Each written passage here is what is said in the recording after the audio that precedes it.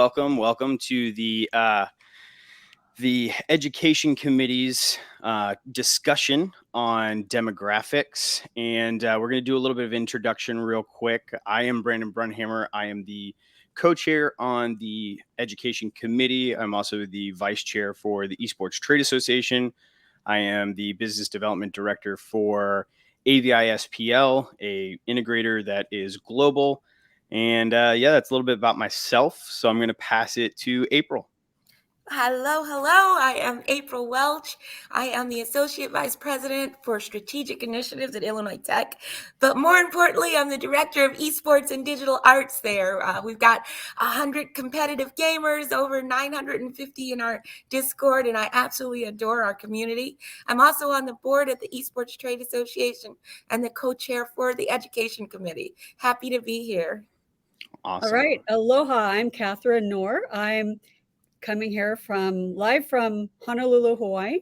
And I'm an attorney in Hawaii, as well as providing some services to others. And I am also an owner of Knorr Sports Risk Management and author of Managing Risk in Sport and Recreation. And I'm the host of The Wide World of Esports. Nice to be here. Awesome. Well, thank you both for being here this morning. For you, Catherine, it's this morning. For us on the East and Central Coast, it's a little bit after lunchtime, which is fantastic. So we're going to go through a bunch of series of questions and just kind of go through just some different demographic applications, some statistics of what we're looking at, the growth rates and those kinds of things, and where we're truly seeing the growth potential. Feel free, if you're watching, to post some comments in the comment section. As questions come in, we'll start to facilitate them, truly just trying to keep this as an open conversation. And we'll kind of just start off with what is the demographic of esports and what does it look like?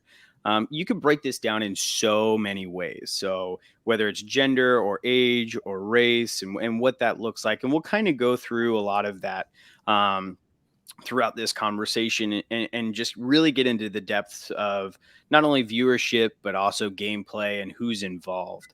We're looking at gender to start off, and it's a very heavy male dominance, just as a lot of gaming and involved. The nice thing about esports, from my perspective, is the ability to be your own individual. So it doesn't matter behind the screen whether you're male or female or however you identify, which is fantastic because you can truly just be a gamer. And I think that that's extremely important. But some of the statistics we're looking at from Newzoo is a male population of 65%, a female population of about 35%, and the LGBTQ community at about 15%. So looking at some of those things, is there anything more in depth on those statistics, April, that you're seeing from an education perspective and just kind of what you're seeing with your students and how the growth is changing there?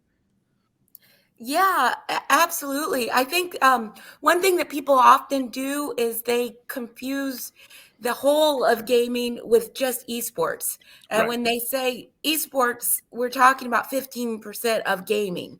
We're not talking about gaming in general. So when you talk about gaming in general, meaning all of the ways that people engage digitally on a platform to have fun and all of those communities, those numbers look way different. And there are a lot more women and there are a lot more minorities involved. But when we're talking about esports and those particular titles that are connected to tournaments and that are connected to big prize pools and that are part of college leagues and that have scholarships connected to them, that's where we need to do a lot more work, getting more women in and getting more minorities in and getting more diversity around the age groups that are playing. But just like any other sport, a lot of the elite gamers that are going pro or on a path to pro come from a similar demographic, just because that's where they start. They're digital natives that started like that. So there's some natural, it's not intentional, I would say, like the split in the demographics as people look at our numbers and, sort of pass judgment on our esports community. I would say, you know, as we grow, as we have more girls that are digital natives and that get their own systems when they're young, that like they don't have to fight with their brothers for their own systems. We're going to have far more girls in this industry. And this industry is not just the path to pro. This industry includes the shoutcasters, the streamers, the, you know, the lawyers, like our this industry is much broader than just those who play at that level. Yeah, and I think something super interesting to also remember is even at the pro level, you know, you've got pro teams such as Misfits or 100 Thieves that are not just gamers. You're talking about a whole list of influencers and content creators. So when we're talking about the entire community of esports, it's so hard to base a statistic off of, you know, just a broad spectrum because it doesn't exist. And you're looking at, you know, so many different variables when it comes to what we're evaluating from a numbers perspective. You know, Absolutely. Oh, it's go ahead. it's fantastic that we have organizations and associations that are promoting women in gaming and esports, like the Gamers. That's one of them, and there are others as well. But I do notice, as the host of the Wide World of Esports, that I actually have to work hard to get women on the show. It's not that hard to get other groups on the show, but women I actually have to seek out. And I'm not sure why that is, but men come to me. I have like 2 or 3 months of men waiting to be on my show, but seeking out the women so that I at least have maybe one woman every few months is not, it's kind of challenging, and I'm not sure why that is. Yeah, and as we look at some of the statistics and start going through some of the different perspectives of even viewership and who's viewing some of these things, I mean the growth rate is substantial, and we've got a couple uh, of of comments coming in. You know, production companies, one being an even more part also as the live events start to grow, and what that perspective looks like, as well as, you know, coming from an integration perspective, we're definitely seeing a driving force of more brick and mortar kinds of places that are starting to be built and dedicated to esports, especially as more of the, we'll call it regulations and standards become more apparent within uh, schools that are following NACE or any of those governing bodies, that it really, as those standards start to become more influenced, are creating a and developing a standard. And I think that that's great because it's going to take the availability from universities and schools, lower edge schools, the ability to be able to broaden the programs. Like, everybody wants to go to the big name programs right now, but that's because they can support as many varsity teams as they want, and they can give the scholarships. But as we start to see the narrowing field of, you can only have one varsity team for school, or you can only have this, or you can only have that, I think that that's going to broaden where the actual demographic will lie, due to the fact that now we're going to have to spread out the community throughout multiple different entities. I think that's great. And that raises the issue to me as to whether Title IX applies to esports. If it's considered a sport within the university program, then it certainly would apply. But if it is considered something else, academic club or something, you know, academic competition, that might be may not be applicable. And I haven't really looked into that, but it is interesting. So I can tell you 40% of esports programs are run out of student affairs or enrollment as efforts to bring more students to universities. As a university administrator, that's how I got funding to build our center on campus, was making that case that we will connect to high schools and we will connect to students. There very few are in athletics, in part because they often view us as a competitor for resources. So like they want to run it in their mural tournaments. They want to do this, they want to do that. And they look at esports as not necessarily quite a sport sometimes. So Sure. that's an argument that has happened. But like you said, in terms of big facilities, there's some wonderful big facilities going up now as people realize that just like football is to Ohio State, esports can be then for the next generations of universities. If they build it, they will come. We've got a $30 million stadium going up 4 blocks from our campus in partnership with Surge and Scott Greenberg and Chris Bly. So we're really excited about that. And that's going to allow us to reach out into the community and connect actual game design. So we'll be teaching Unity, we'll be teaching Unreal, we'll be teaching Flutter, we'll be teaching Python and other things that are technical that serve as sort of gateway drug is the wrong word. No, but it pretty much is. But we want to run a gateway to computer science via esports. And well, and you think of like the education program. So when education institutes come to us, or just any group of individuals that are starting to develop and build their project, 90% of what we start off with is education. What do you want to do? Where do you want to be? But more so, who's involved? Because a lot of individuals that come to us are administrative staff that really don't know anything about esports, and they're like, I have a group of students that are they're asking for this. I said yes. I don't know anything about it. And the great thing is being able to educate them and show them how diverse the full spectrum of the community is, and what you can gain from having a program on a school or even a lab within city limits or anywhere. And I like how someone posted in here entry point as a way to as opposed to gateway drug. But I mean, that's the reality. And if we look at the statistics of where the demographic is growing, so we're gonna talk about viewership here in a second, and just where the demographic is growing, it's really starting to spread across the entire playing field. So it's not just that 16 to 24 anymore. And in fact, in 2021, it took a drop. So from 2020, it was at 32% for that 16 to 24 range. And in 2021, it dropped to that 22% of viewership. And then you're talking about a dispersion upwards. So 25 to 34 in 2020 was at 30%. 2021 is at 35%. 35 to 44 is at 19%.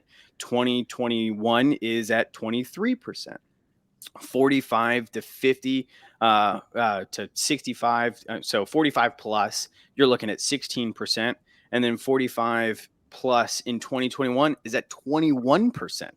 So you're seeing a substantial growth across the board and a diminishing growth within that 20 or that 16 to 24 range. And I don't think that it's in fault of a percentage of lost viewership. What I think it is it's just more viewership on the top end. So it's generating a growing number, which is making the census substantially larger. So I think that's pretty huge. Any kind of comments or things that you guys are noticing from a viewership and a gameplay perspective? I could see that the growth could also stem from, you've got those core players that are 16 to 25 or whatever, and that their older, friends or siblings or parents or aunts, uncles, grandparents it kind of spreads. Like they like, for viewership, they might watch it or they might play, and then they bring in others and it grows in that way. But you also may have growth because during the pandemic, when traditional sports were shut down, what we saw was esports actually started appearing on regular television, like on cable. And so with no traditional sports to watch, then what do people, they're flipping around their channels and they go, oh, what's this? And they might become a fan. So, there might be some growth that way too. Yeah. And I think, would add go ahead, for that, just for the pandemic, yes, like when all of our other sports were shut down at Illinois Tech, our esports kids, they did a Valorant tournament for homecoming. And they ran chess tournaments with Lee Chess online to bring all the students together. And the world kept going for us as it had very very normally. We spend a lot of time in front of screens anyway. But the thing that I think brings in the audiences are again, like Fortnite got huge because of their prize pools, because Booga won $3.1 million at 16 years old, and because they gave the game away free with incentives to all of these influencers. So the actual publishers are pushing individual titles in ways that really force. Their revenue is not from the sale of a game. Their revenue is from in-game purchases. So I always say, if you follow the money, you'll follow the popularity. For esports, views, eyes on you, that's where the money comes from. Your Twitch channel, how many viewers do you have? Are you going live? How are you repurposing those videos on YouTube and getting ad revenue connected to that? Those types of things lead to popularity and lead to, I've got students who paid off their loans just gaming before they, so we've got just a really amazing opportunity on the content creator front at this time that really does just what you said, Brandon. It really opens up the world in terms of individuals being able to establish a viewership rather than just ABC, NBC. There's personal viewership that is established now. Yeah, and we've got a couple more questions coming in that I definitely want to address. Obviously the one of the big questions coming in is race. So we didn't feel like it was of justice to be able to give statistics on race, because it's based on game, based on location of where the gameplay is being played. So we stuck to a lot of the foundational of age groups and the statistics where there's a lot more data. Not to say that the race application isn't important. It is extremely important. The problem is I don't think we could have given it justice and accurate numbers based on the data that we had collected at that point. It was not as broad as we wanted it to be. So we are steering from that. To bring the demographic segment, how do we convince potential learners to watch esports just like traditional sports? Well, I think that the Worlds in China last year is a prime example. I mean, the viewership on Worlds last year was substantially greater than the Super Bowl. So from that perspective, I think people are watching the sports. I think that the viewership is growing. It's that when we talk about the demographic segment, according to IDC in 2020, 72% of viewers in the US were male. And in 2019, only 22% of fans globally were female. So it really takes a step back to evaluate, how do we draw specific demographics and individuals into it? Well, I think that first off, esports is a very welcoming community, but in the same perspective, it's individuals are thinking of esports only as the gameplay. And if we can get the idea away from esports is just gameplay. I mean, esports, I went to an entire conference last December for game developers. So the reality of it is the reality there is as we start to look at some of these different projects and different applications within esports, that's how we diversify the demographic within the group, is because we start to explain, well, it's not just gameplay, it's content creation, it's game development, it's audio production, it's video production, it's lighting. All of these different things are going to grow the industry and grow the demographic. Understanding that, from an AV perspective, it's a pretty heavily driven male perspective. But that's not to say anything about computer science or game development or graphic design. Go ahead, April. Oh, I was going to just add, so just on the race issue, and again, that was me saying let's not generalize across this board, but if we were going to go anecdotally, the fighting game community is largely African American, Hispanic, because low barrier to entry. You can play on Nintendo Switch, you can play on consoles, and as we diversify, like I know Fortnite took some flack for allowing console players in these big tournaments, but as the publishers that are doing Smash and FIFA and other games that are played in the communities that are African American, Hispanic, and as we make the effort to include those games in our collegiate programs, even if it's just by tournament, then we'll be able to sort of bring in more and more gamers at different levels that are playing different titles. So again, people tend to say esports and think it's one thing. It's just like the Olympics. It's everything. It's not one thing. There's all different entry levels, and I think once those, and I hate to keep harping on the money of it, but like Sonic Fox and other pro fighting game players, once there's celebrity around it, once there's prize pool around it, once there's consistent tournaments around it, once there's the investment from above in the games, in the titles that can be played without a $3,000 computer, a team of 5 who have time to practice, and really, really high speed internet. Those are legitimate barriers to entry for folks in Chicago. CPS doesn't have a unified esports program yet. I'm working on that, but there's some serious things to get over in order to play CSGO and the games that we give scholarships for. Yeah, and a shout out real quick, and a shout out to Ben Paro. He's talking about YouGov. A lot of the data that we are speaking to is from YouGov. Unfortunately, we didn't have the time to dig into it as much as we would have loved to.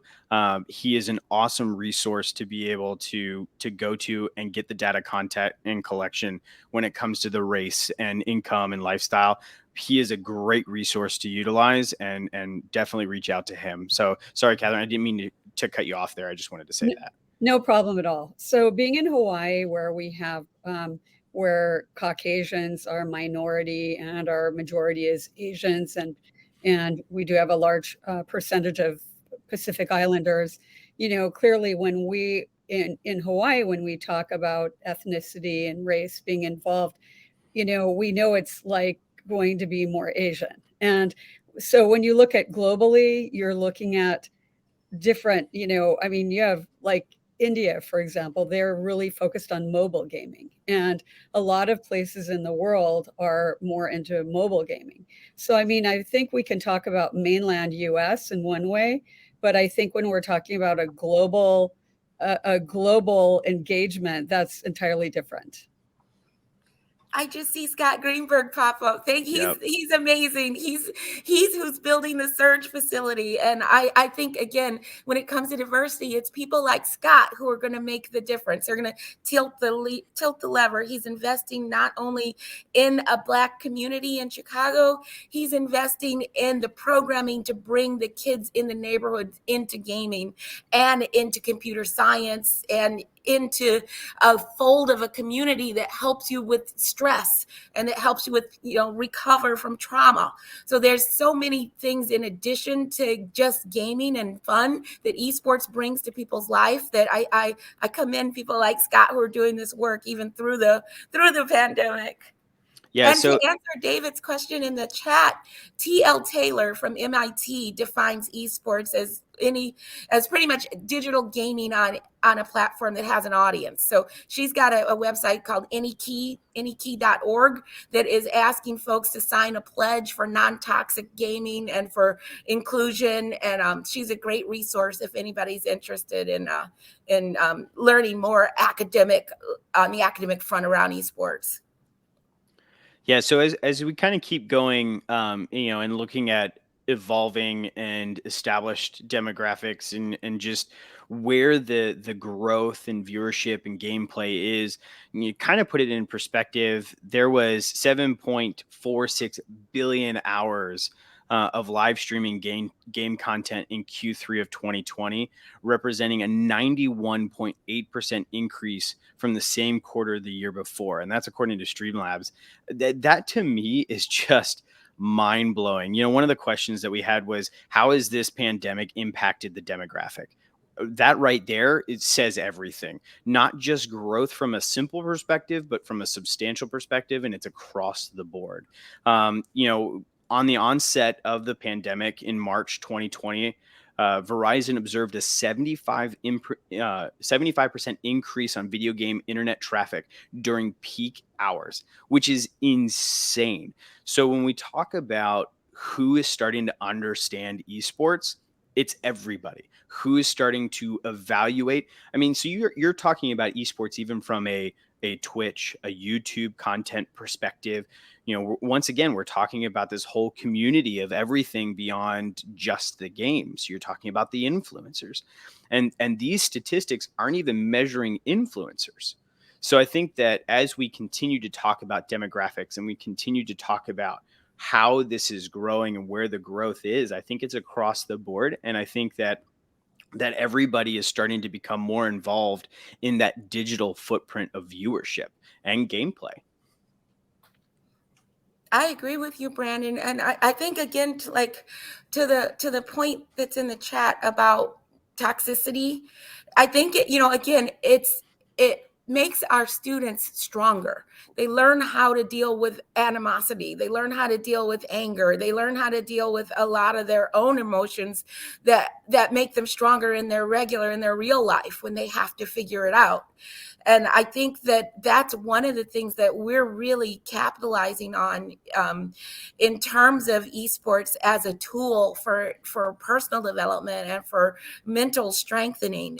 Just there's not very many spaces where you lose over and over and over again. And instead of being depressed and down about the lose, you use it as a boost to level up. So figuring out that it's okay to fail and failing fast, fail fast and get better is a really good thing to make your life better. So I think like there are things like there's an African American Hearthstone player that took all sorts of flack in Texas for being Black, basically. But after that, he got all sorts of support from the whole nation saying, we don't, this is not who we are. So that those jabs that he withstood, sort of like Jackie Robinson, created the situation that allowed everybody else to stand up for him, and that propelled him to fame and a level of fortune that he wouldn't have had if he hadn't have been attacked like that. So I think that these attacks are backfiring on the people who are attacking them in some ways, and people are getting stronger, and the daughters are taking their they're claiming their own. They're not taking that crap in the chat. If you actually watch the chats, they're learning how to defend themselves. Yeah, and obviously I'm not going to speak to being a female gamer in any perspective, but I'm reading a bunch of chatter going on about how poorly women and girls are treated within esports, and 100% agree with that. And I think that what hinders those statistics is because, first off, their population within the gaming environment is so small. So it's easy to target a smaller demographic within in a community because they're the easy target, unfortunately.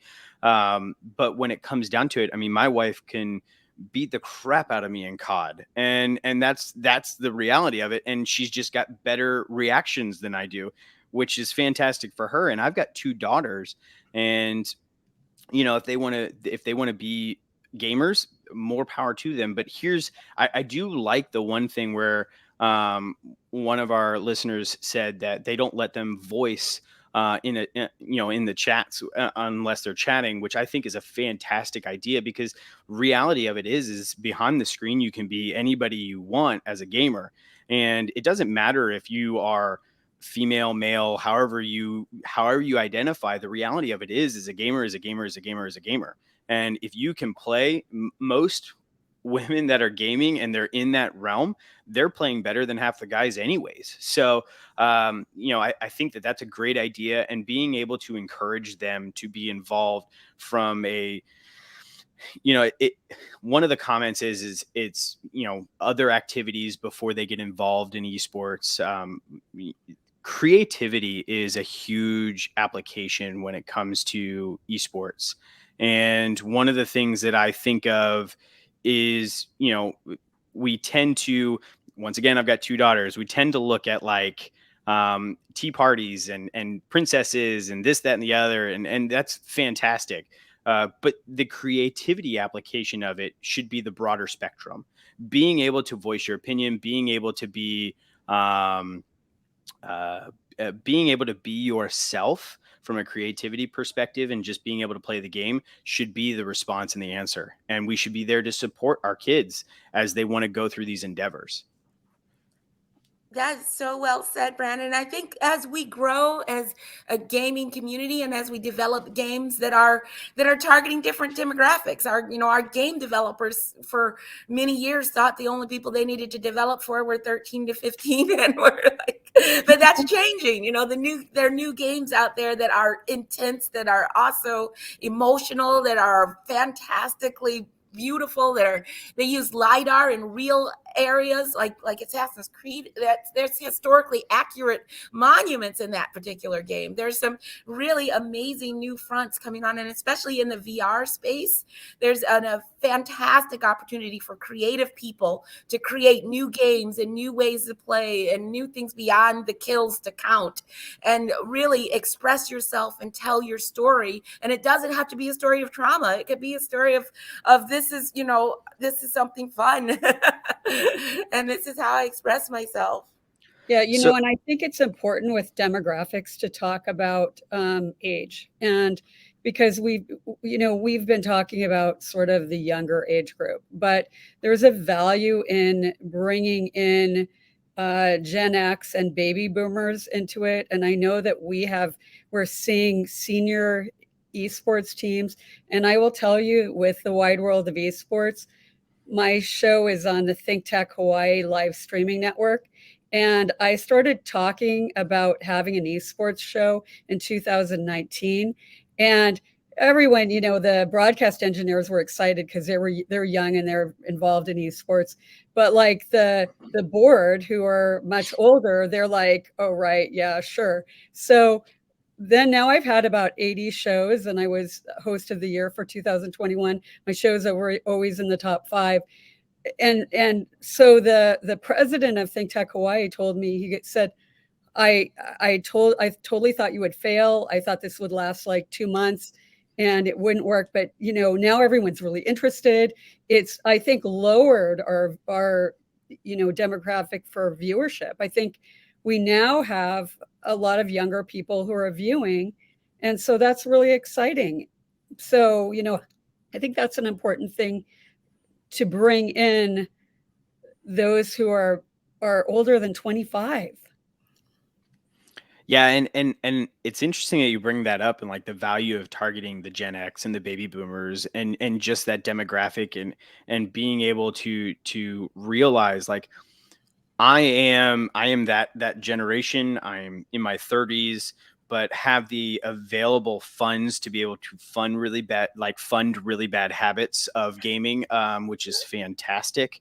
So the reality of it there is, there's absolutely a value in targeting, because the more invested the individuals that are running businesses, that are within the workplace as bosses, and those realms that are established in the workforce, not preparing to come into it, they're there to deliver the support back down. And I think, Scott Greenberg is another prime example. He gets it. He funds the idea of wanting to see those programs succeed, and he is that demographic of individuals where they have the power to be able to not only fund it, but be the supporters and be standing behind. And as we see that demographic start to grow, I think that that's where the industry is having the availability to grow as well, because there's that support. So I think that it's very important to have that Gen X and baby boomers involved because of that. Brandon, I think your bad habit comment is something we really have to fight. I make the case all the time to parents that this is not a bad habit. They're learning everything they need to learn to be an incredible student. They're learning communication and teamwork and perseverance and skill and repetitive actions and they're learning how to stare at a screen and do research. They do so much research for these games. People don't know all that our esports players put into getting really, really good and at the top of their level. They're doing dissertation level research. They're watching videos like pros in the NBA. They're drilling each other on particular moves. They do the same thing over and over and over till it's habit, till it's like that's what Twitch is coming from. Yeah. So the parents that are not allowing their kids to game, I want them to let their kids game, even if it is, in moderation. Don't look at us as the bad guys on this front. But No, that, 100%. Go ahead. that goes to bringing in older generation, okay? Because if you get buy-in from Gen Y, Gen X, baby boomers, then you are making it a much more global accepted activity, and you establishing these connections is really important. And I have to say that what's interesting to me, and it's absolutely amazing to me, but I mentioned the word esports to people, and they might not even be that old. They might be like late 40s or early 50s, and I say something about, oh, the wide world of esports, my show. And they go, what's esports? And then I just say, Google it.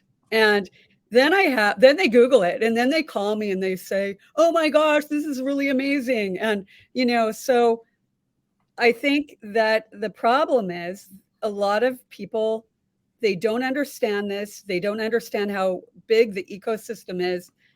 And maybe at some point, people will stop saying, I want my kids or my grandchildren to be doctors and lawyers and business people. I want them to be like something in esports. Yeah, and So, I think we evaluate that from like an entrepreneurial aspect. It's more than just being esports. It's developing something that you can stand on, and building a foundation for yourself. However, you generate that revenue, whether it's you start to develop a game or you're involved. Look, if you want to be a boom mic operator, then that's your goal in life. Fantastic. I hope you are on the best sets in the world. But the reality of it is I agree with the support. If you can get the buy-in, when I was younger and going through high school, I wanted to play paintball. Like that was what I wanted to do. And it was huge. I played in World Cup a couple times. It was fantastic. It was a lot of fun. But my parents did not support me in that until they realized that I could go to college for it. And they were like, wait, there are actual college teams? And I said, yes. I still didn't go to college for that, but then it was that backing, that parental backing, and I think that that's a huge thing. So the buy-in of parents is the key, to allow a lot of students to become involved, and a lot of kids just to become more involved and heavily involved in what they love. And on every campus, there's a gamer. No question. It doesn't matter if they are playing Candy Crush or they are playing anything else through any kind of game. Everybody is a gamer. And if we look at it from that perspective, yeah, there needs to be a backing to follow it. So I think that we can tell, the industry is going to benefit from targeting that older demographic with the support, with the drive. But one of the things that one of the questions, and it's pretty much like the food for thought question at the end, is it's how important is it to connect the generations through esports and the demographics and the age groups all the way through the race, through the identifications. I think that if we can fluidly do that, then I mean we've made it. we've got it made at that point. When there's no barriers to age, to race, to identification, I think that at that point, the support has been made, the contexts are readily available, and the understanding is there. I wholeheartedly agree with you, Brandon. I'm not on any diversity committees at our university because I believe esports, bringing a solid, powerful esports program is the best thing I can do for diversity, because there's nothing that holds you back but your skill in esports. And like Robert Atkins here in our chat said, if you play with your kids, you're bonding. And if you give your kids freedom to do anything in the world that they want to do, let them go, just let them go. Guess what? 90% of them are going to do, they're going to pick up a game and start playing something. And I think like the go outside and play that people tend to do is they're not recognizing that when they're playing these games, they're outside in the metaverse with hundreds of people playing with them. This is not isolated, this is not something they're doing alone. Even though they look like they're sitting alone at their computers, they are not alone. Yeah, And, where Yeah, you get go ahead, Jack. go ahead. esports brings the world together. Mhm. I mean, I think that that's what the message is here. We're bringing the world together in terms of race, gender, and all countries, so that while we wait to see what Russia does, we as a community bring others together. Yeah, I think I No. think I think one of the funny things is April, you made a comment about go outside and play. I would be that kid that takes his Oculus outside and goes and does something outside and plays, just because that's where I stand. Um, you wanted me to go outside and play, not a problem. I'll go outside and play. Uh, That's um, awesome. so I think we're coming to a close, and just appreciate all of the people who attended and watched. I hope that this is one of many to come, and just a readily available tool for you guys. And just thank you for being here. Thank you, Catherine and April, for joining me this today. And yeah, that's, I think, what we have. Thank you, Brandon. Aloha, everyone. Thank you, everyone in the chat. I really appreciate the opportunity to chat. We'll keep the conversation going.